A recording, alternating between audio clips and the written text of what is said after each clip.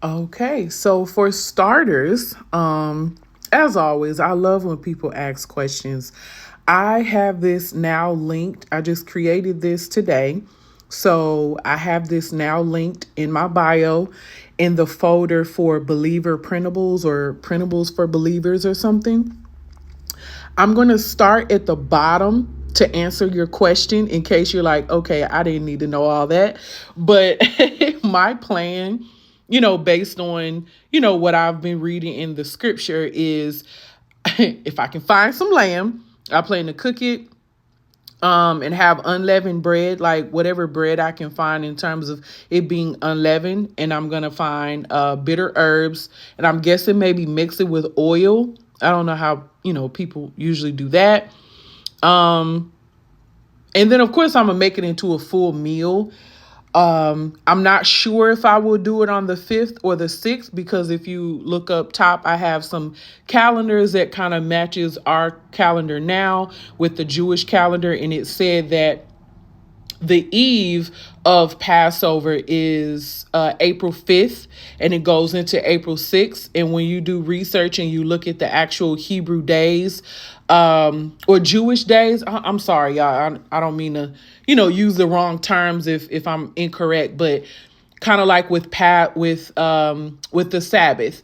The Sabbath starts Friday evening and goes to Saturday evening. So this is the way I'm kind of looking at it. So yeah, cook that meal, eat it. And then whatever day that I do the actual meal, whether it's the 5th or the 6th, I want to incorporate communion just like how Christ did his Passover or the Passover with the disciples. He had wine. He had, the bread, and that was symbolizing his blood and, his body. So I want to incorporate that. During that time, I also want to read about the Passover and unleavened bread, basically the scriptures that are up top.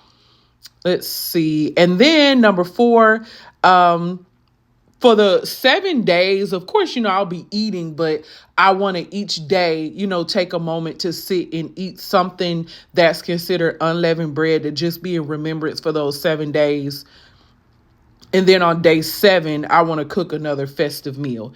Basically something that's not just stuck in the microwave and it's a TV dinner. Like I want to take the time to actually cook. So that's to answer your initial question. If you want to continue on, I just want to explain more about the printable.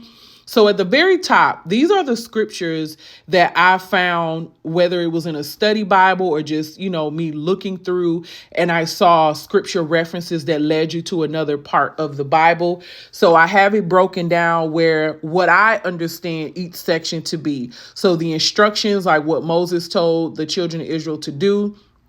The second one there, Exodus 12:31 through 51, is the actual Exodus itself, like explaining them leaving.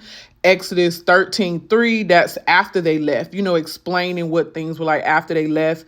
And then you could look at the rest of those and kind of read through them.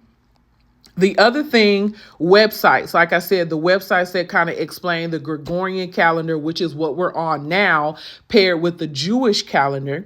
I have some links there. Link 2 is actually a converter where if you're just, for whatever reason, you're doing research and you type in a date, it'll tell you, it'll convert either way. And then this third section, removing leaven.